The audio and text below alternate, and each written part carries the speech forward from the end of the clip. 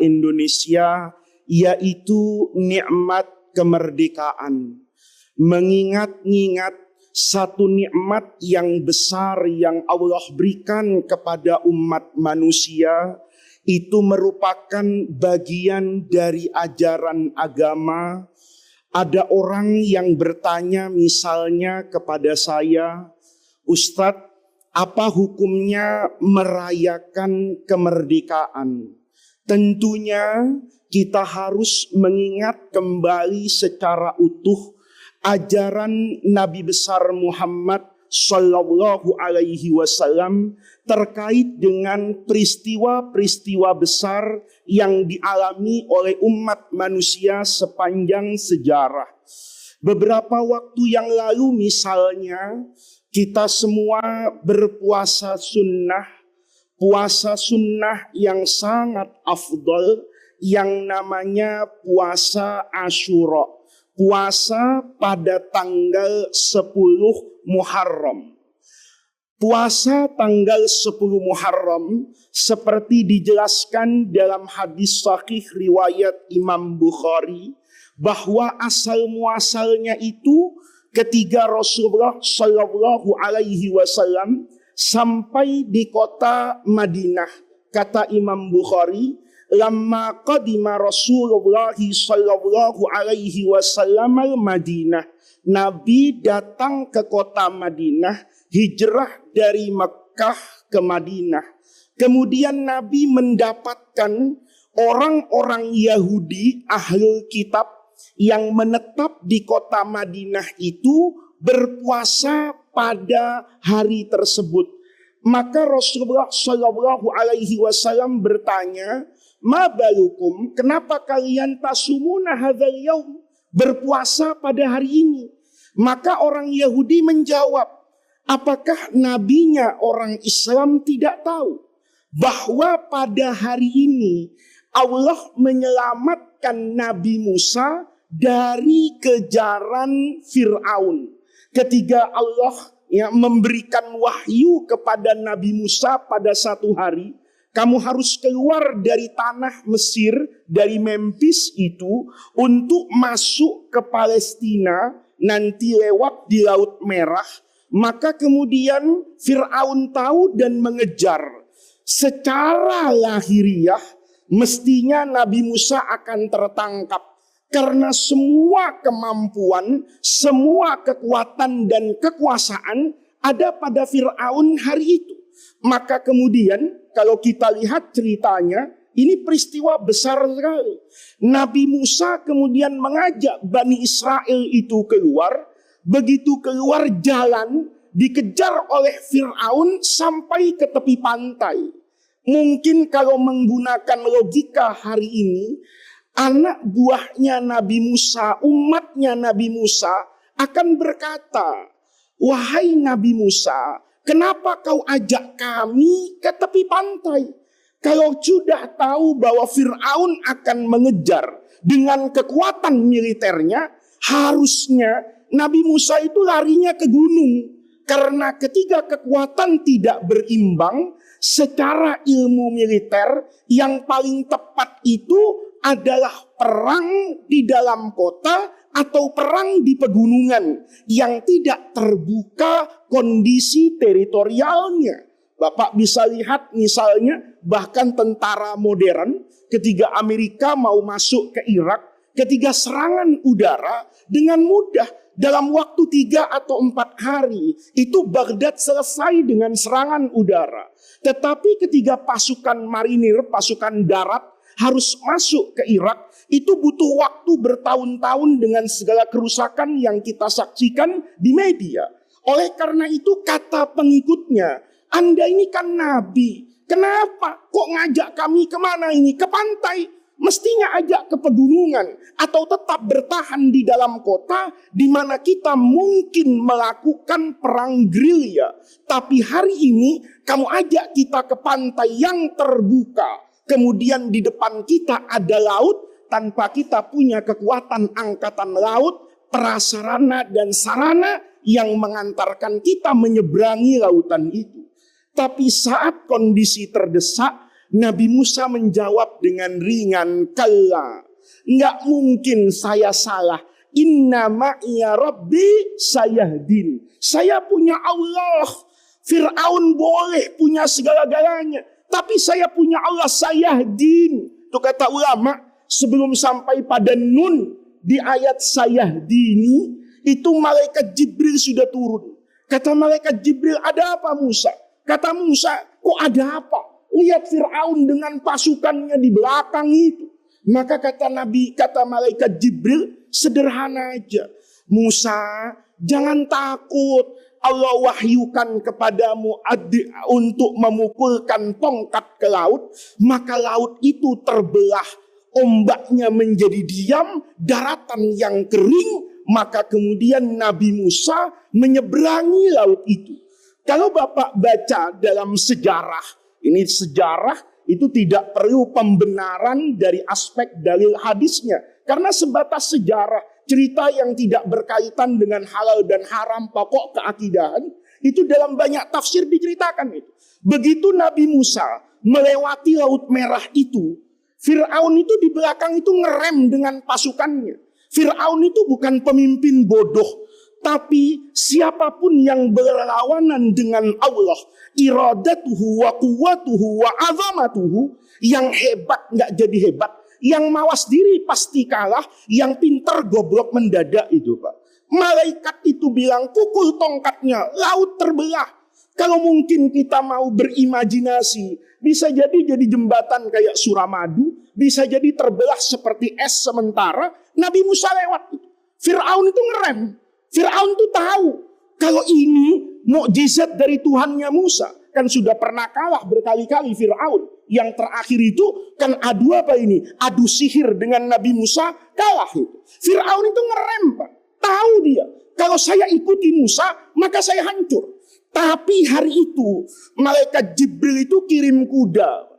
Kirim kuda perempuan yang menarik. Fir'aun naik kuda jantan yang tampan. Begitu kuda jantannya melihat kuda yang dibawa malaikat Jibril ini cantik. Yang asalnya bisa dikendalikan oleh Fir'aun, maka kuda jantan itu mengejar kuda yang diturunkan oleh malaikat Jibril masuk ke lautan yang waktu itu masih terbelah. Begitu Fir'aun dengan pasukannya masuk ke tengah laut itu, Allah katakan di ujung sana kepada Nabi Musa, pukulkan tongkatmu kembali, maka lautan itu yang asalnya terhenti berbalik seperti sedia kala, tenggelam Fir'aun di situ.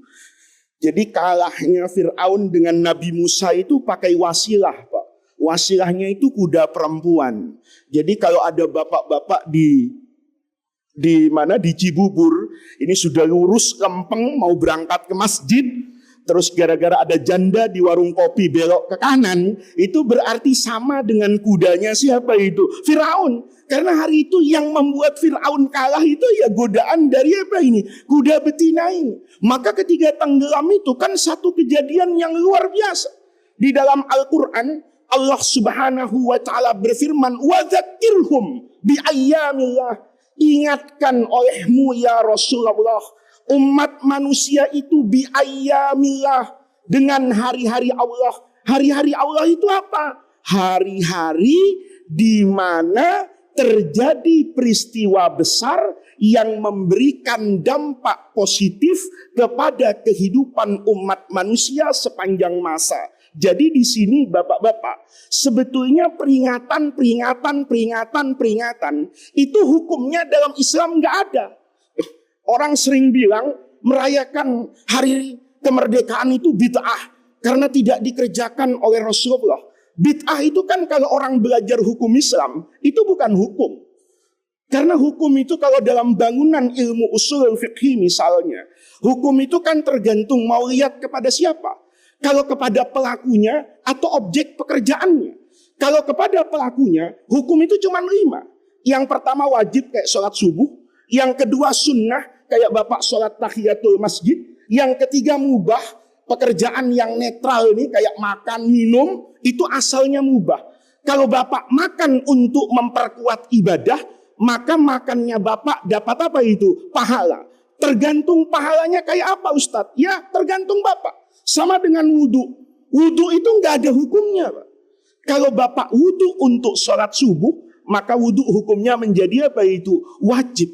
Kalau Bapak wudhu, tapi supaya matanya itu melek untuk nyuri, maka Bapak membasuh muka itu hukumnya menjadi apa itu? Haram. Itu namanya ahkam taklifiyah. Sama dengan nikah. Nikah itu tidak ada hukumnya. Kalau orang bilang ada hadis an-nikahu min sunnati, sunnah itu bukan artinya sunnah. Sunnah itu dalam bahasa artinya tradisi. Kata Rasulullah, nikah itu sunnati, tradisi jalan hidup para nabi. Adapun hukum nikah buat orang per orang tergantung kondisinya. Kalau ada orang sudah mampu menikah, modalnya cukup, uangnya cukup, sehat jasmani, rohani. Kalau ngelihat perempuan sudah kayak mau nerekam saja, maka nikah buat orang tadi hukumnya jadi apa itu? Jadi wajib. Ada orang uang nggak punya, sama perempuan nggak tertarik, maka nikah hukumnya buat dia apa itu? Haram. Karena nanti akan memberikan dampak negatif dalam pernikahan itu. Nah ini bapak-bapak, itu namanya hukum terkait orangnya. Ada hukum terkait dengan pekerjaannya. Namanya ahkam wad'iyah. Itu bisa jadi kalau ngelihat sholat misalnya. Sholat ini bentuk bangunannya. Itu bisa sahih, bisa jadi batil. Kapan sholat itu dianggap sah? Kalau memenuhi yang namanya syarat dengan rukun. Oh syaratnya sholat apa? Baju bapak at-toharoh, suci. Rukunnya sholat apa? Misalnya dimulai dengan takbiratul ihram, kemudian diakhiri dengan apa itu? Salam. Maka ketika itu semua terpenuhi, bangunan sholat itu menjadi apa ini? Sahih. Kemudian dilihat dari aspek waktunya. Sholat subuh buat saya itu terbagi menjadi dua Pak nantinya. Ada yang namanya azimah. Saya sholat subuh berjamaah di masjid, dilakukan berdiri menghadap kiblat. Itu hukumnya menjadi apa ini? Azimah. Tetapi saya tidak tahu, misalnya besok pagi saya terbang ke Amerika. Begitu di atas samudra Atlantik sana, tiba-tiba kata pilot, ini sudah datang waktu apa ini? Subuh. Maka boleh jadi saya sholat subuhnya dalam keadaan apa ini? Duduk. Nah ini namanya mengambil hukum rukhsah. Ada hukum asal saya berpuasa Ramadan, itu namanya azimah. Kalau nanti na'udzubillah misalnya saya sakit fi awal yaumi min Ramadan, saya tidak puasa, itu namanya apa itu? Rukhsah. Jadi hukum itu seperti itu. Ketika kemudian kita merayakan kemerdekaan, kita ingat-ingat darah pejuang yang tertumpah, orang yang masuk hutan keluar hutan, orang yang naik gunung turun gunung, tidak peduli anaknya jadi yatim, anaknya jadi janda, tetapi yang ada di dalam benaknya bahwa al-hurriyah, kemerdekaan itu bagian dari ajaran agama. Bapak, para sahabat itu, sahabat Nabi, itu sangat mengerti betul makna al-hurriyah. Sayyidina Umar misalnya, dalam banyak riwayat, ada riwayat yang mengatakan terjadi itu di Irak, ada yang mengatakan riwayat itu terjadi di Mesir. Kemudian pada satu masa, kalau riwayat yang terjadi di Mesir mengatakan bahwa anaknya Amr bin As, ini gubernur Mesir, yang menyebarkan Islam masuk ke Afrika Utara, itu melakukan perlombaan. Dalam satu riwayat itu lomba lari. Kemudian anak gubernur ini kalah. Dikalahkan oleh rakyat jelata. Maka kemudian marah-marah, membuli, mencaci maki kepada rakyatnya. Sampai ke telinga siapa itu? Amirul Mukminin Umar ibn Khattab radhiyallahu anhu. Apa kata Umar? Matasta'battumun nas. Semenjak kapan kalian itu menghambakan manusia, mengekang kebebasan, memekang kemerdekaan orang.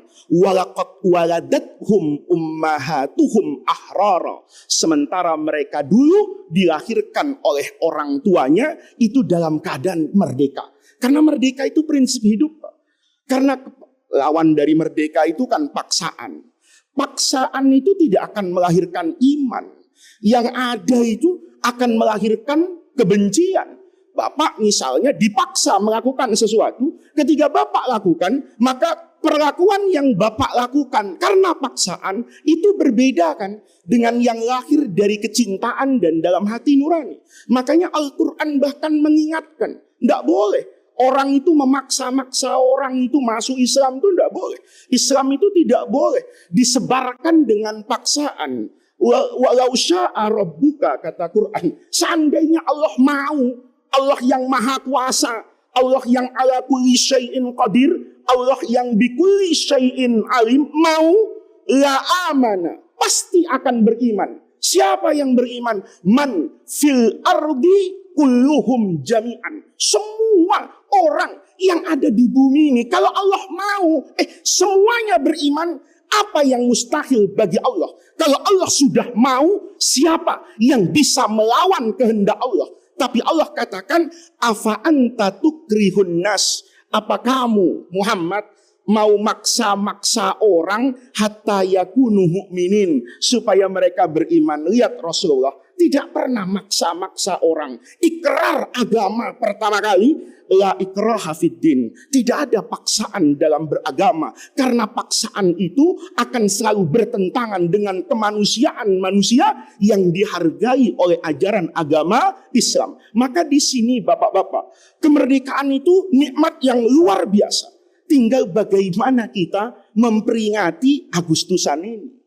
Kalau ada orang memperingati Agustusan dengan joget-joget, dangdutan, goyang, itu tandanya orang yang menari di atas kuburannya para syuhada.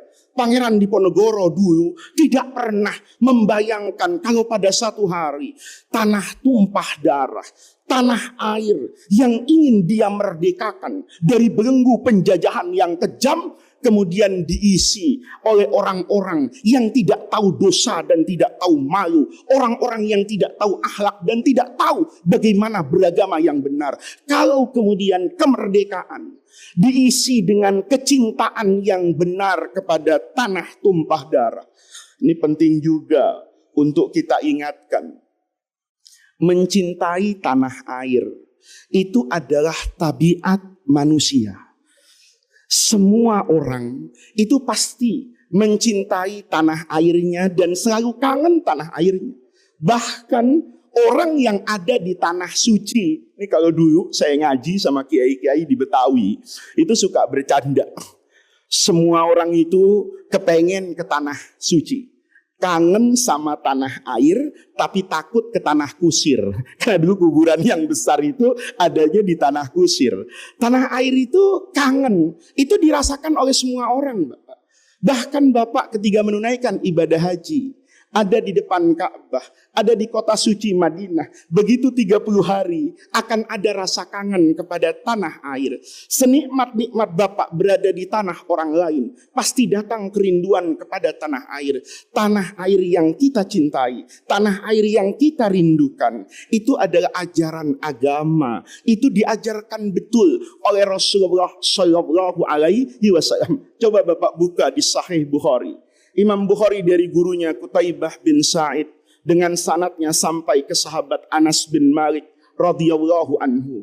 Karena Anas ini kan khadimu Rasulillah, pembantunya siapa ini? Nabi. 10 tahun Sayyidina Anas mundu kudumin Nabi, mulai Nabi datang pertama kali di Madinah sampai nanti Rasulullah wafat, itu yang namanya sahabat Anas menjadi khodam, pembantunya Rasulullah. Maka Sayyidina Anas ini tahu betul dengan kebiasaan apa ini? Nabi. Apa kata Sayyidina Anas radhiyallahu anhu?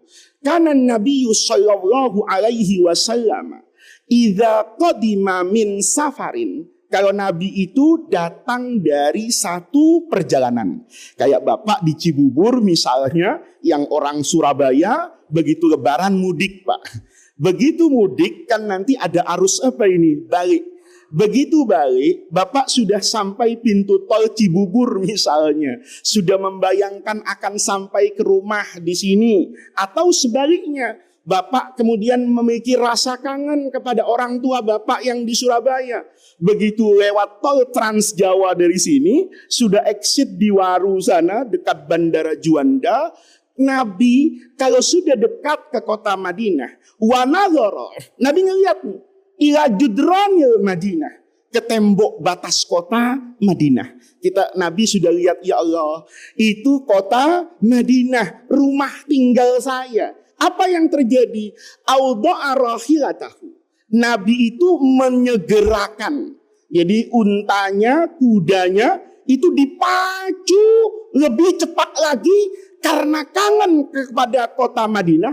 Aukana ala dabbatin, atau boleh jadi Nabi tidak naik kuda yang bagus, tidak naik unta yang bisa lari cepat, cuma naik keledai misalnya, dabbah. Maka kata Imam Bukhari dalam riwayat Sayyidina Anas ini, harrokaha, digerakkan itu keledai yang kecil itu, bagaimanapun kata Nabi, ayo cepat sampai ke kota Madinah.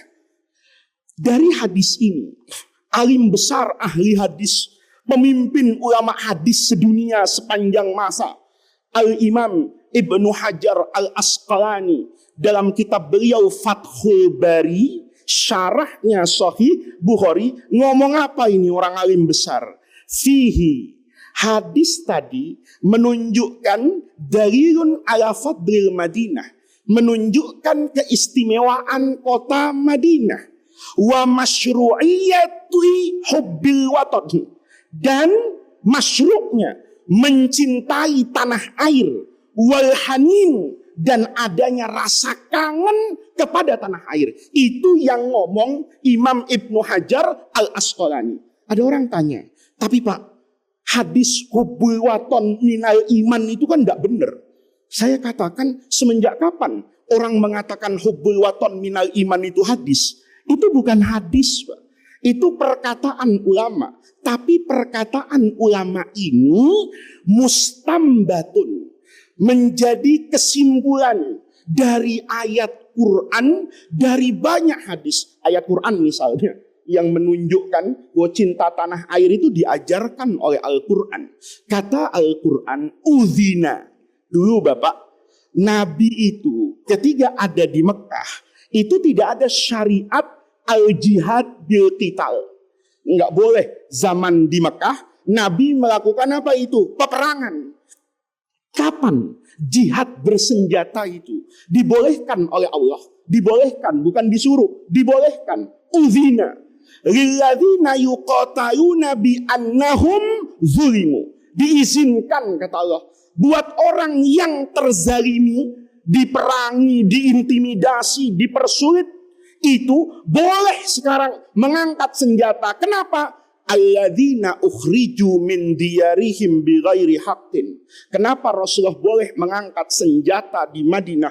Karena Nabi dulu dikeluarkan dari tanah tumpah darahnya kota Mekah bighairi haqqin, tanpa alasan yang dibenarkan oleh aturan kemanusiaan, illa ayyaqulu, hanya karena sebatas Rasulullah mengatakan Rabbunallah, Tuhan kami apa itu? Allah. Maka di sini ayat tadi kata ulama, itu tanda bahwa mencintai tanah air itu dibolehkan, dianjurkan dalam agama. Balik ke hijrah, Nabi itu ketiga hijrah itu ngomong, hadisnya sahih semua. Lihat di Sahih Bukhari, Nabi itu begitu turun dari Gua Tsaur, kan Nabi begitu keluar dikejar-kejar oleh orang Quraisy, itu bersembunyi di gua apa ini? Gua Tsaur. Selama salasata ayyam bilayaliha, 3 hari 3 malam Nabi ada di Gua Tsaur. Begitu keluar dari Gua Tsaur, itu Nabi memandang kota Mekah untuk terakhir kalinya. Apa kata Rasulullah? Ma atyabaki min baldatin wa ahabbaki ilayya. Betapa indahnya engkau kota Mekah, betapa cantiknya engkau kota Mekah, betapa aku begitu mencintaimu kota Mekah. Mencintai apa ini? Kota Mekah. Laula qaumuki, seandainya bukan karena kaummu, penduduk Mekah ini, akhrajuni, mengusir saya dari kota Mekah, itu makhrajtu, saya tidak akan pernah mau meninggalkan kota apa ini? Mekah. Jalan Rasulullah itu. Kalau Bapak katakan apa Nabi ada kesedihannya? Ada. Nabi kok sedih? Ada. Nabi sama dengan manusia. Manusia yang sempurna, tetapinya beliau tetap memiliki aspek kemanusiaannya. Sekalipun itu ada pada kesempurnaannya, kesedihan itu ada. Jalan Nabi itu. Di tengah jalan Rasulullah ingat tentang kota Mekah. Apa kata Rasulullah? Begitu mau melihat kota Madinah, tujuan itu semakin apa ini? Terlihat di depan mata beliau. Maka kemudian Rasulullah berdoa, Allahumma habib ilainal madinata. Ya Allah, habib, ajarkan aku untuk bisa mencintai al-Madinata, kota Madinah. Kahubbina Makkah, seperti kecintaan saya kepada Mekah. Saya ini cinta sama Mekah. Tetapi secara syariat lahiriah, saya harus keluar dari kota Mekah. Saya harus meninggalkan tanah tumpah darah saya. Al-Watanul Asli, kata Asy-Syarif Al-Jurjani dalam kitab At-Ta'rifat itu adalah maulidur rajul, tempat lahirnya setiap orang, di mana dia besar, di mana dia hidup, di mana dia pertama kali menghirup udara, di mana dia pertama kali minum airnya. Itu adalah Al-Watan, tanah air. Kata Nabi, ya Allah, saya ini kan harus keluar dari kota Mekah. Padahal kota Mekah itu tanah air yang saya cintai. Oleh karena itu, ya Allah, habib ilainal madinata. Ya Allah, berikan kepada saya kekuatan untuk mencintai kota Madinah kahubbina, seperti cinta kami di masa lalu kepada kota Mekah, au asyaddu. Bahkan saya berdoa, ya Allah, mudah-mudahan kelak cinta saya kepada Madinah itu lebih besar, lebih agung, lebih dalam daripada kecintaan saya kepada kota Mekah. Jadi ini bapak-bapak secara umum, ini adalah hubungan antara kita dengan negara, antara kita dengan bangsa, antara kita dengan tanah di mana kita hidup, di mana kita minum air. Tanah air itu adalah sajadah di mana kita sholat. Kalau kita tidak punya tanah air, lalu di mana kita bisa mengamalkan apa yang harus kita amalkan sebagai umat muslim? Maka dari itu bapak-bapak, kita harus membangkitkan semangat ini, semangat memperingati kemerdekaan dengan tindakan-tindakan yang positif. Bahwa kita ingin mencintai tanah air. Dengan apa? Ini kalau Bapak lihat, ada orang tanya sama saya, Ustadz, apa hukumnya hormat sama apa ini? Bendera. Hormat sama bendera itu minal umuril mubahah. Itu aslunnya adalah al-mubah. Ini penting Bapak, ya, karena ada orang kadang-kadang merasa kalau orang itu menghormati sesuatu, itu bisa diartikan sebagai ibadah. Ada orang yang tidak mau cium tangan sama orang tuanya, karena itu kan ruku, Pak. Ruku itu cuma boleh sama siapa ini? Sama Allah. Kalau begitu kenapa Bapak puterin Ka'bah? Kalau begitu, kenapa Bapak cium Hajar Aswad? Hajar Aswad itu kan batu. Sudah batu, aswad lagi, hitam, Pak. Kalau misalnya itu zamrud atau pirus, ya masih masuk akal lah. Atau emas berlian, itu batu biasa. Kenapa saya cium Hajar Aswad? Karena mencium Hajar Aswad itu kan bukan batunya, tapi simbol ketaatan saya kepada Allah. Kamu manusia, taat loh sama saya. Kata kita, taatnya apa? Ya kamu kan bilang, habis di mikot, kamu lepas bajumu. Ini kita yang baru haji, kan kamu lepas bajumu. Kenapa kamu lepas bajumu? Karena baju ini yang sering membuat manusia merasa berbeda. Kalau bajunya hijau ada bintang 4 itu kasat, Pak. Tapi kalau bajunya hijau bintang 4 ada mabes di sini, oh ini Panglima TNI. Oh di hadapan Allah tidak ada Panglima TNI, tidak ada presiden, tidak ada kiai, tidak ada ustadz. Itu kan simbol, Pak. Copot bajumu. Kalau mau menghadap Allah nanti copot baju. Begitu copot baju di mikot, kita berangkat menuju Masjidil Haram, tidak ada zikir yang lebih afdal kecuali labbaik Allahumma labbaik. Saya jawab panggilanmu ya Allah. Kata Allah, benar kan? Benar ya? Kamu jawab panggilan saya, kamu taat sama saya ya? Iya. Di antara ketaatan kita kepada Allah, kita muterin Ka'bah, Pak. Coba lihat. Ka'bah itu kalau dilihat dari aspek bangunannya kan cuman batu. Dibangun segi 4. Ada istimewanya dari aspek batunya? Enggak ada. Kemudian di situ ada Hijr Ismail, di situ ada Hajar Aswad. Kata Allah, kalau kamu labbaik Allahumma labbaik, puterin tuh Ka'bah di situ. Enggak boleh. Bapak kemudian bikin haji aneh-aneh. Oh, Ka'bah penuh. Sekarang ada Ka'bah lebih dekat dari Cibubur, Pondok Gede. Ya, enggak boleh. Bapak kemudian muterin Ka'bah di Pondok Gede. Kan sekarang di Jakarta banyak Ka'bah KW, Pak. Di Pondok Gede ada, di Blok M ada, di Jatiwaringin ada. Enggak boleh. Kata Allah, puterin Ka'bah. Muternya juga aneh itu. Kok berlawanan dengan putaran jarum jam? Pokoknya kayak gitu, kata Allah. Kamu harus taat. Labbaik Allahumma labbaik. Puterin itu batu, bangunan batu tuh puterin. Apa ada orang sepanjang sejarah masa kemudian mengatakan ada orang menyembah Ka'bah? Enggak ada. Ketika kita mencium Hajar Aswad, kata Allah, kalau kamu hamba saya, semulia-mulianya kamu di dunia secara lahiriah, kamu boleh jadi kiai, kamu boleh jadi presiden, kamu boleh jadi Kapolri, kamu boleh jadi Panglima TNI, bintangmu hebat, kekayaanmu luar biasa, kekuasaanmu luar biasa, tapi kata Allah, cium itu batu. Ketika kita mencium batu itu menjadi simbol, Pak. Simbol ketaatan kita kepada Allah Subhanahu wa Ta'ala. Kalau bendera hari ini kita angkat, kemudian kita hormati, itu simbol kepada kecintaan kita kepada tanah air. Sebagaimana dahulu Rasulullah, kalau perang itu punya royah dan punya liwa. Royah itu panji, Al-Muhajirin di sini, Al-Ansor di sini. Ansor itu yang dari suku Aus di sana, yang dari suku Khazraj di sana. Ini punya royah. Nanti royah itu disatukan dengan yang namanya liwa. Liwa itu bukan sesuatu yang ibadah. Itu kebiasaan manusia aja. Supaya nanti di medan perang Badar, di medan perang Uhud tahu mana kawan, mana lawan, mana posisi yang sudah dikuasai kita, mana yang masih diserang oleh musuh. Di sana ada royah. Oh, itu suku Aus ya. Nabi itu tidak menghilangkan kesukuan loh, Pak. Nabi itu kalau perang itu manggil kok. Ya ma'syarul ansor. Ansor mana? Muhajirin mana? Yang muhajirin itu sukunya kadang-kadang disebut ya ma'syarul Quraisy. Itu tidak menghilangkan identitas kebangsaan. Oh, saya Madura, oh saya Jawa. Tidak ada masalah. Yang masalah kalau Jawa sama Madura berantem, itu aja. Tapi ketika identitas itu melebur menjadi satu, kemudian disatukan dengan simbol merah putih sebagai bangsa Indonesia, kita cintai tanah ini, maka itu adalah bagian dari ajaran agama. Yang penting Bapak-bapak adalah nikmat Allah ini. Wa in ta'uddu ni'matallahi la tuhsuha. Alhamdulillah. Ini kemerdekaan sudah puluhan tahun kita rasakan. Dengan pahit dan manisnya. Dengan segala kekurangan apa yang ada di negeri kita. Kita masih bisa sholat subuh dengan aman. Saya pernah berputar-putar di Timur Tengah. Pernah besar di sana. Saya merasakan betul rasa kehilangan rasa aman.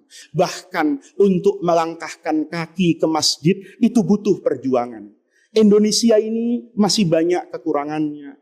Yang nyolong duit rakyat masih banyak. Yang tidak berpikiran untuk kemaslahatan bangsa masih ada. Tetapi di sisi lain juga ada banyak positifnya. Saya kadang-kadang itu pernah ditanya orang, Bapak. Ada kawan saya itu orang luar Indonesia. Dari satu negara muslim yang tidak kalah besarnya dengan Indonesia. Itu bertanya sama saya. Pak Faiz katanya, dulu teman sekolah Pak.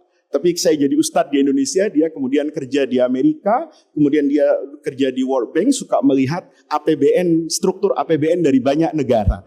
Dia kasih email sama saya pada satu masa, dia bilang gini, Muhammad katanya, saya ini memperhatikan APBN negaramu itu ada yang unik. Apa itu?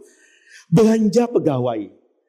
Itu pengeluaran besarnya, itu tidak sama. Mohon maaf Pak ya, kalau di negara tertentu pengeluarannya itu sama Pak. Misalnya yang mayoritas penduduknya adalah Nasrani. Ketika menjelang 25 Desember setiap tahun, itu pasti ada pos anggaran dikeluarkan. Indonesia ini enggak. Yang besar-besar ini berputar selama setahun.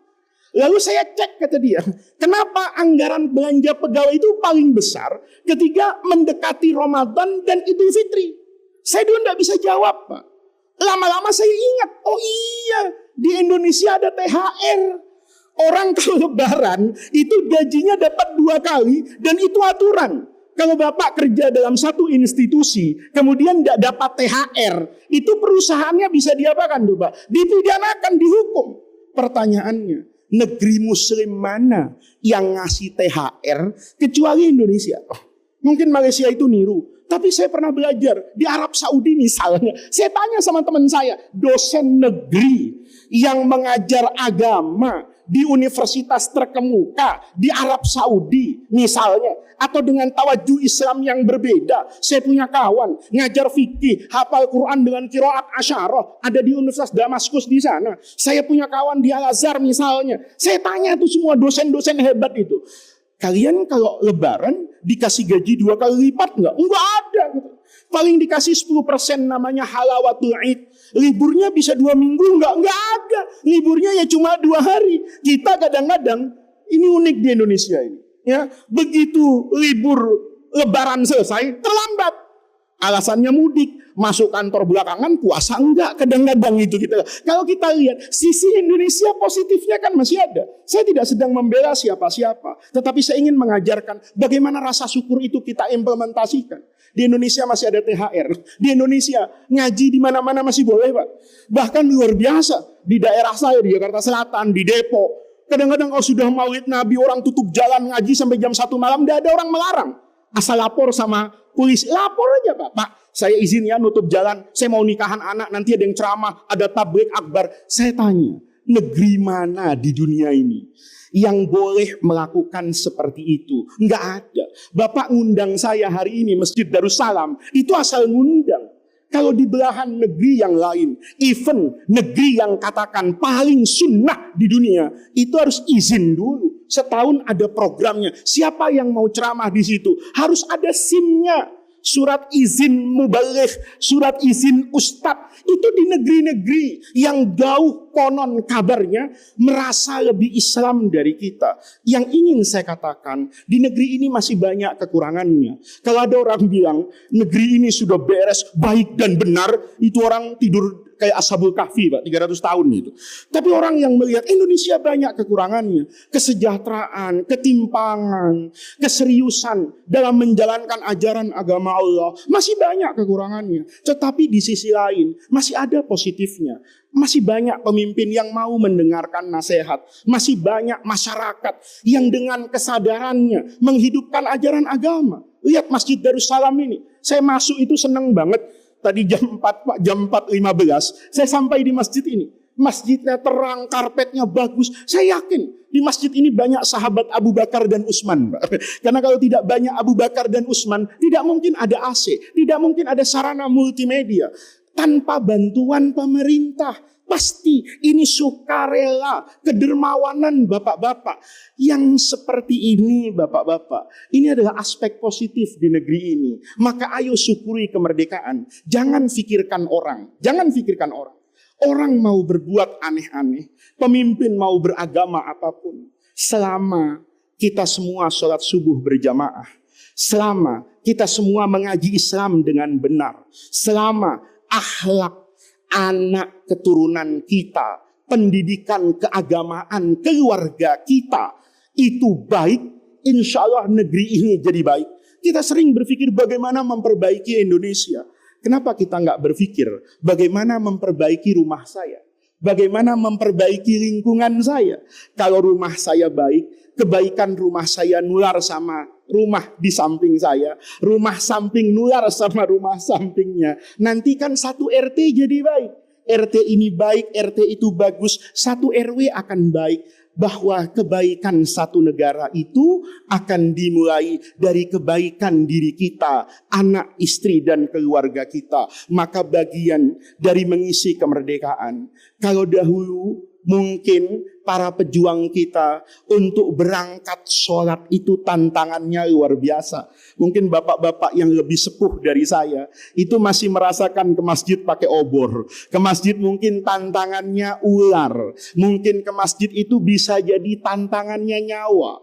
Tapi mereka menghidupkan Islam di masa itu. Hari ini tidak ada tantangan apapun untuk kita datang ke masjid. Tidak ada larangan apapun untuk kita membaca semua ilmu agama. kita yang terbuka di media sosial, berguru kepada guru-guru yang rekam jejaknya pun bisa kita telusuri kapabilitas dan integritas keilmuannya. Dengan itu kita memaknai syukur atas nikmat kemerdekaan. La in syakartum la azidannakum. Setiap orang, kata Allah, yang mensyukuri nikmat dengan cara membenar gunakan nikmat Allah, maka nanti la azidannakum, pasti akan Allah tambahkan nikmatnya. Wala in kafartum, kalau engkau tutup nikmat Allah itu, pasti inna azabi lasyadid. Sebagai penutup kajian di pagi hari ini, saya ingin menceritakan satu kisah lucu yang disampaikan oleh begitu banyak ulama di dalam tafsir terkait bagaimana mensikapi apa yang Allah berikan kepada kita. Dulu ada ulama alim besar namanya Imran bin Hittan. Ini alim besar. Maaf, tapi berwajah buruk. Sementara beliau punya istri, cantiknya overdosis, Pak. Ya, cantik sekali. Yang kiai ini buruk sekali. Ini kalau jalan ini bisa mengakibatkan orang dosa, Pak. Karena orang akan, wah ini kiai hebat juga, ini wiridnya, zikirnya. Kok bisa perempuan kayak gitu mau sama kiai? Ya pokoknya begitulah. Ya, takdir Allah, nasibnya, jodohnya begitu, Pak. Maka kemudian ini unik, Pak. Setiap pagi hari, kalau bangun dari tidur, itu Imran bin Hittan itu selalu memandang wajah istrinya. Istrinya lama-lama paham itu. Ini kok istiqomah betul ya. Tiap bangun tidur mesti memandang wajah saya. Maka satu hari istrinya nanya, Abang kenapa sih kok setiap pagi menyempatkan memandang wajah saya? Apa kata Imran? Begini ya Dinda. Saya ini setiap pagi menengok ke kanan melihat wajahmu yang cantik. Dan menengok ke kiri, melihat buruk muka saya di cermin. Jadi kalau dia ke kiri, Masya Allah muka gue nih di bawah standar BPS, Pak. Ini ya. Sementara istrinya itu cantik sekali. Apa kata Imran? Maka melihat hal itu, saya selalu mengucapkan hamdalah. Alhamdulillah, nikmat betul ya Allah. Saya yang buruk muka, itu dikasih nikmat oleh engkau, istri yang cantik. Istrinya mikir, waduh, ini buy one get one ini. Tahu buy one get one ini. Ini si Imran ini hebat betul. Dapat istri cantik saya di dunia. Kemudian dia syukuri nikmat Allah. Nanti di akhirat dia dikasih bidadari surga ini. Istrinya Allah rubah lebih cantik dari itu. Kata istrinya, Masya Allah, suami gue untung banget ini. Di dunia cantik, di akhirat cantik. Nggak mau kalah, Pak. Setiap malam itu istrinya memandang wajah suaminya. Tapi rasanya beda, Pak. Kalau orang cantik itu dipandang senang. Kalau orang jelek dipandang grogi. Kata suaminya, ada apa ini Dinda? Kenapa kok sekarang setiap malam abang perhatikan, engkau tuh melihat saya begini abang. Kalau saya menengok ke kanan, melihat cermin, saya bersyukur atas karunia kecantikan yang Allah berikan kepada saya. Tapi kalau saya nengok ke kiri, ternyata jodoh saya ini di bawah standar kegantengan orang-orang. Saya lihat wajah abang itu buruk sekali. Maka ketika saya melihat keburukan wajah abang, saya berucap hasbunallah wa ni'mal wakil, ni'mal maula wa ni'man nasir, wa inna lillahi wa inna ilaihi rajiun. Saya bersabar, diuji sama Allah untuk punya suami yang seperti ini. Saya berharap abang, saya tidak kalah dengan abang. Kalau abang masuk surga karena bersyukur atas kecantikan saya, maka saya ingin masuk surga karena bersabar menghadapi wajah abang yang membuat saya pusing dan malu kalau kondangan. Nah itu namanya cara mensikapi apa yang datang dari Allah. Semua-muanya bisa menghantarkan kita ke dalam surga. Saya bisa jadi pejabat, dengan jabatan saya masuk surga. Dan saya bisa jadi pejabat, dengan jabatan saya masih masuk ke dalam api neraka. Saya punya ilmu, dikatakan orang sebagai ustadz, saya bisa masuk surga. karena ilmu saya, sebagaimana saya juga bisa masuk ke dalam api neraka karena ilmu saya. Orang yang kaya bisa masuk surga karena hartanya, dan orang yang tidak berpunya itu juga bisa masuk surga karena kemiskinannya, dan bisa masuk neraka karena kemiskinannya. Maka mari kita syukuri dan kita gunakan semua karunia Allah di negeri ini menjadi negeri yang baldatun thayyibatun wa rabbun ghafur. Kita hargai jasa-jasa para pahlawan, jasa-jasa para pendiri negeri ini yang memerdekakan negeri ini dari belenggu penjajahan. Kita balas kebaikan mereka dengan menanamkan begitu banyak kebaikan di negeri yang kita cintai ini. Mudah-mudahan Allah jadikan jam'ana hadza jam'an marhuma wa tafarruqana min ba'dihi tafarruqan ma'suma. Rabbana atina min ladunka rahmah wa hayyi' lana min amrina rasyada. Allahumma la tahrimna khaira ma indaka li syarri ma indana. Kurang lebihnya saya mohon maaf. Assalamualaikum warahmatullahi wabarakatuh. Waalaikumsalam warahmatullahi wabarakatuh. Jazakumullah khairan pada Ustadz yang telah menyampaikan ilmu kepada kita. Selanjutnya barangkali ada yang bertanya, dipersilahkan. Assalamualaikum warahmatullahi wabarakatuh. Tadi Pak Ustadz sudah panjang lebar ceritakan tentang mensyukuri kemerdekaan. Yang kami tanyakan, boleh Pak Ustadz contohkan bentuk-bentuk mensyukuri kemerdekaan secara syar'i, Pak? Secara syar'i gitu. Kalau sekarang kan kelihatannya ada yang makan kerupuk atau ada pajak pinang. Akhirnya menurut Pak Ustadz, apa kegiatan-kegiatan yang intinya sesuai dengan syar'i lah? Bahwa itu bentuk-bentuk mencintai kemerdekaan. Terima kasih. Wassalamualaikum warahmatullahi wabarakatuh. Jadi kalau kita baca Pak ya, di dalam Fathul Bari misalnya, ini supaya saya tidak menjawab dari pengetahuan saya, tetapi saya jawab dari apa yang dituliskan oleh para ulama yang memiliki integritas keilmuan. Jadi saya membiasakan diri di masjid, orang boleh setuju dengan apa yang saya sampaikan, dan orang juga boleh tidak setuju dengan apa yang saya sampaikan. Tetapi misalnya sebagai murid kayak saya, itu harus bijaksana. Kalau ada profesor, ya harus berbanding dengan profesor. Kalau jenderal kan biasanya dengan jenderal, Kapolres ya dengan Kapolres. Jadi saya membiasakan bahwa apa yang saya sampaikan ini adalah pandangan dari orang yang punya rekam jejak ratusan tahun, yang punya karya ilmiah yang diterima oleh orang sedunia. Beda. Kalau saya menafsirkan hadis, mungkin tafsiran saya diterima oleh orang Masjid Darussalam, tapi mungkin dibantah jangankan oleh orang se-Indonesia. Masjid lain mungkin sudah tidak mau sama saya. Tapi siapa yang tidak belajar hadis kepada Imam Ibnu Hajar Al-Asqalani yang mensyarah Bukhari dalam 13 jilid itu, yang saya rasa semua orang yang mengaku-ngaku sebagai ahli hadis hari ini, itu pasti akan merujuk kepada ilmu yang disampaikan oleh Al-Imam Ibnu Hajar Al-Asqalani. Kaitan dengan pertanyaan Bapak tadi, makan kerupuk, panjat pinang, apakah itu boleh? Kata Imam Ibnu Hajar, boleh melakukan semua pekerjaan untuk memperingati satu hari yang penuh dengan kenangan indah peristiwa baik itu dengan pekerjaan apa? Yang dipahami sebagai rasa syukur kepada Allah. Besok nanti siang saya juga habis ini juga mau upacara di pesantren. Itu biasanya ada lagu-lagu wajib Pak. Tanah airku, maju tak gentar. Itu musik Pak. Bapak boleh ada yang berpendapat musik itu haram, ya silahkan, tidak masalah ya. Kalau buat saya, musik itu yang bagus ya bagus, yang jelek ya jelek. Ya, jadi kalau ada Bang Toyib joget-joget, tidak pulang-pulang, pakai baju yang nutup aurat, kalau Bapak tanya hukumnya kepada saya akan jawab pertanyaannya bahkan tidak layak untuk ditanyakan. Karena tanpa Ustadz pun Bapak sudah tahu kalau itu hukumnya pasti haram. Haramnya kan bukan karena itunya, haramnya karena gerakan maknanya yang mendorong orang dan menjerumuskan orang kepada maksiat. Tapi ketika kita bicara lagu Tanah Airku itu, saya sering dengar itu Pak. Kalau habis ngajar, alhamdulillah kalau kasih ke pelosok Indonesia, saya melihat keindahan tanah air ini yang harus dirawat dengan hati. Apa yang salah dengan itu? Kalau Bapak bilang tadi makan kerupuk, ketiga orang makan kerupuk atau ditutup matanya itu Pak, Bapak bisa tertawa enggak? Tertawa. Bapak merasa senang enggak? Senang. Maka itu juga bagian dari syukur, alhamdulillah ya Allah, betapa besar karuniamu kepada bangsa ini.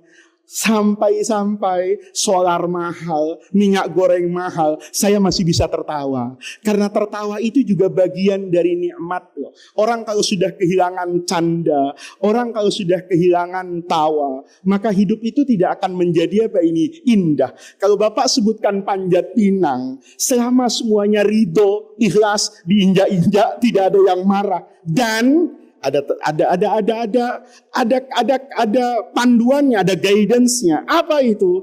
Semuanya dilakukan dengan tuntunan syariat. Apa tuntunan syariat? Menutup aurat. Nah, jadi kalau Bapak besok misalnya, di kampung saya ada Panjat Pinang, minta kepada semua peserta laki-laki minimal memakai celana yang di bawah dengkul, Pak. Ketiga itu sudah, dan di atas pusar, diikat yang baik. Ya, jangan juga karena merasa Pak Ustadz kalau ke masjid pakai sarung, maka Panjat Pinang pakai sarung. Itu bukan soleh Pak, goblok gitu.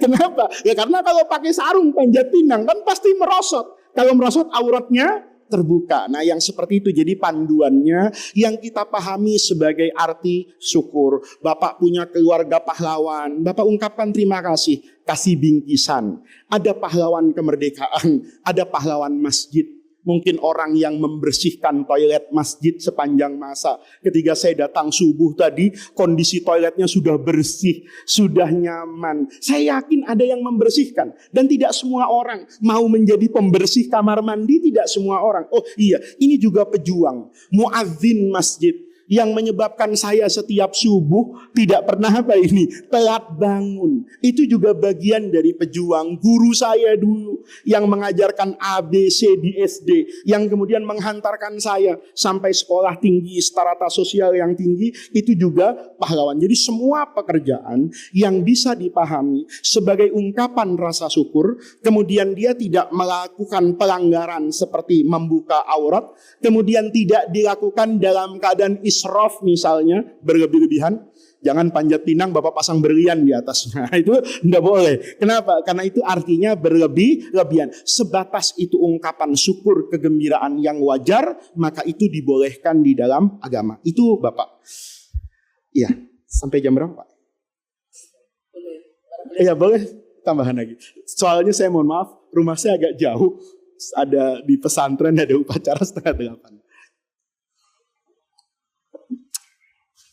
Assalamualaikum warahmatullahi wabarakatuh. Waalaikumsalam. Ustadz, ini pertanyaannya agak serius nih Ustadz. Dalam memperingati kemerdekaan ini, dalam mengisi kemajuan atau perkembangan ekonomi Pak Ustadz, rasanya semakin hari bumi itu makin hancur karena ternyata pertambangan kita itu makin meluas dan merusak lingkungan. Dibanding dengan pertanian Ustadz. Pertanian banyak ditinggalkan oleh petani karena biaya untuk merawat dengan hasilnya tidak sepadan. Akhirnya banyak profesi petani yang ditinggalkan. Sementara untuk pertambangan banyak orang lari ke pertambangan dan itu merusak bahkan lingkungan makin hancur ke sini. Bagaimana Ustadz pandangan Ustadz terkait dengan hal ini? Terima kasih. Assalamualaikum.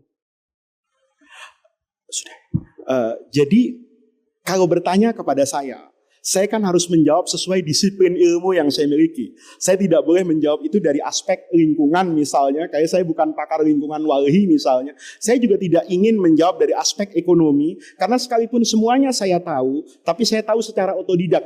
Jadi saya jawab itu dari aspek syariahnya. Kalau dari aspek syariah, ajaran agama itu kan mudah Pak untuk dipahami. Misalnya, di dalam agama itu ada kaidah. Kalau kita ngaji fikih, itu namanya ada qawaidul fiqhi.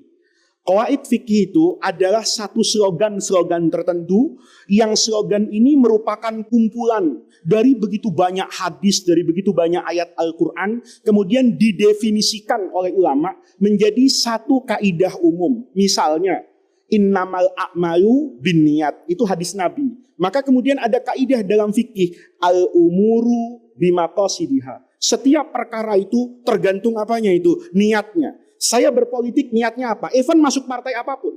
Saya mengatakan, oh partai ini kok nggak banyak ya orang Islamnya ya. Oh partai ini kok nggak banyak ya yang bisa ngaji. Saya punya kekuatan, saya punya kesempatan untuk melakukan perubahan itu. Walaupun sedikit, saya masuk. Ketika saya masuk, apa dalilnya? Al-umuru bima qasidiha. Apa dalilnya? Ad-doror, mara bahaya. Itu dalam agama, yudfa. Harus kita singkirkan, biqadril imkan semaksimal mungkin. Idza ta'arada mafsadatani. Kalau ada buah simalakama nih, dalam agama nih, idza ta'arada mafsadatani. Ke kanan salah, ke kiri salah. Mana harus saya lakukan? Kan bisa jadi saya ditanya sama dokter, misalnya dokter kandungan, Pak Faiz, ini kalau saya lakukan tindakan A, ibunya selamat, bayinya meninggal. Kalau saya lakukan B, anaknya selamat, ibunya meninggal. Saya nggak boleh bilang A saja. Dan nggak boleh saya bilang B saja. Oh, hidupin ibunya lebih bermanfaat. Oh, nggak tahu kan. Siapa tahu anaknya lebih baik. Saya nggak pernah tahu. Maka saya akan katakan kepada dokter. Dokter, idza ta'arada mafsadatani. 2 nyawa yang mungkin hilang. Maka lakukan tindakan yang secara ilmu medis, resiko di masing-masing ini akan berkurang. Ini namanya kita sedang menjawab agama itu dengan komprehensif. Kadang-kadang Bapak, ini saya ingin sampaikan ke majelis, tidak mudah menjawab langsung pakai Quran dan hadis. Karena bisa jadi ayat Quran yang satu, itu harus dimaknai dengan ayat Quran yang lain. Kayak misalnya, saya kirim doa untuk orang meninggal, boleh enggak? Ada orang bilang enggak bisa Pak. Karena Quran bilang, wa'an laisa lil insani illa ma sa'a. Setiap orang itu ya tergantung amal masing-masing. Tapi imam kita tadi subuh itu baca ayat Quran, walladzina ja'u min ba'dihim yaquluna rabbana ighfir lana dzunubana wa li ikhwanina alladzina sabaquna bil iman. Berarti orang yang meninggal kita kasih doa berdasarkan ayat tadi itu sampai. Nah, yang kayak begini kemudian membuat ulama itu membuat yang namanya satu kaidah fikih. Kaidah ini berdasarkan mungkin ribuan hadis, mungkin puluhan ayat, disatukan dengan semua konteks kejadian yang pernah terjadi sepanjang sejarah Islam 1000 tahun misalnya, kemudian dijadikan satu. Nah, ketika menjawab pertanyaan Bapak, pertambangan, bukan cuma pertambangan, industrialisasi, itu juga merubah Pak. Saya sering ngaji Pak, ke pedesaan di Kebumen, di Purwokerto, atau dulu di masa lalu di sepanjang jalur Pantura yang subur Pak. Mulai dari Bekasi sampai Indramayu. Itu tanah yang subur Pak. Hari ini untuk mencari buruh tani itu sulit Pak. Kenapa? Buruh tani upahnya berapa? Sementara bekerja di hypermart, di supermarket kecil-kecil yang masuk enak Pak. Pakai AC, ngambil minuman, seragamnya bagus. Ini juga berbahaya. Tetapi kemudian nantinya kan ada satu hal yang tidak mungkin tidak kita lakukan.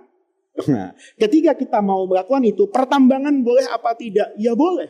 Kayak batu bara itu mendatangkan kemaslahatan, minyak bumi mendatangkan kemaslahatan, nikel mendatangkan kemaslahatan. Kemudian ada bahayanya kan? Nah, bahaya dan maslahat ini harus dihitung cermat. Misalnya dalam bentuk perundang-undangan, orang yang menggali batu bara sekian harus melakukan reboisasi di tanah yang lain. Orang yang punya konsesi tambang batu bara misalnya, yang kemudian menghilangkan jutaan hektar sawah, pada saat yang sama dia harus membuka sawah. Tidak harus di tempat itu, tetapi dalam satu negara. Apa dalilnya? Itu tadi Pak. Al-umuru bima qasidiha, ad-dararu yudfa biqadril imkan. Dan yang paling penting adalah membangun manusianya. Kadang-kadang aturannya jelas, aturannya bagus, tapi tidak dilaksanakan oleh orang yang bagus. Maka jawaban inti dari pertanyaan Bapak tadi, itu seperti lagu Indonesia Raya yang akan kita kumandangkan sebentar lagi ketika upacara. Bangunlah jiwanya, bangunlah badannya. Kita sering membalik ini Pak. Bangunlah badannya, baru bangun jiwanya. Sehingga kadang-kadang bangunan negeri ini kayak rumah sakit Pak. Saya tadi belok ke kiri itu, ada gedung bagus. Kalau dulu saya melihat gedung bagus seperti itu, biasanya hotel Pak. Tapi ternyata rumah sakit. Gedungnya bagus, lantainya bagus, susternya bersih, dokternya bagus, semuanya higienis. Tapi saya tidak pernah bermimpi, Pak, dan tidak berkeinginan untuk tidur di sana. Kenapa? Bangunannya bagus, tapi isinya orang sakit. Jangan sampai negeri ini tolnya bagus, gedungnya bagus, semuanya bagus, tapi isinya orang yang tidak tahu dosa dan tidak tahu malu. Orang yang tidak kenal dengan Allah dan orang yang tidak tahu siapa Rasulullah. Itu yang paling penting. Jadi kalau Bapak ingin mengatakan dari mana kita mulai urusan pertambangan, kalau saya aspek agama, dari mentalitas orang yang memiliki kekuasaan atas itu. Semua stake dan shareholdersnya itu harus duduk melihat sudut maslahat kebaikan dan sudut mafsadah. Yang kebaikan harus diperjuangkan, yang kerusakan itu harus diminimalisir penggunaannya. Itu Bapak jawaban saya. Saya kira cukup sekian Bapak-Bapak ya. Nanti kalau ada pertanyaan apapun bisa lewat pengurus masjid, dan dengan senang hati kalau saya bisa menjawab, saya akan jawab. Kalau saya tidak bisa jawab, saya akan tanyakan kepada orang-orang yang bisa menjawab. Saya terima kasih bisa hadir di waktu yang baik, di waktu yang penuh keberkahan sesuai dengan doa Nabi, Allahumma barik li ummati fi bukuriha, bahwa kebiasaan bangun pagi apalagi diisi dengan sholat berjamaah, memakmurkan masjid, dan memperkaya diri dengan ilmu pengetahuan, itu adalah cara hidup yang akan mendatangkan keberkahan. Terima kasih.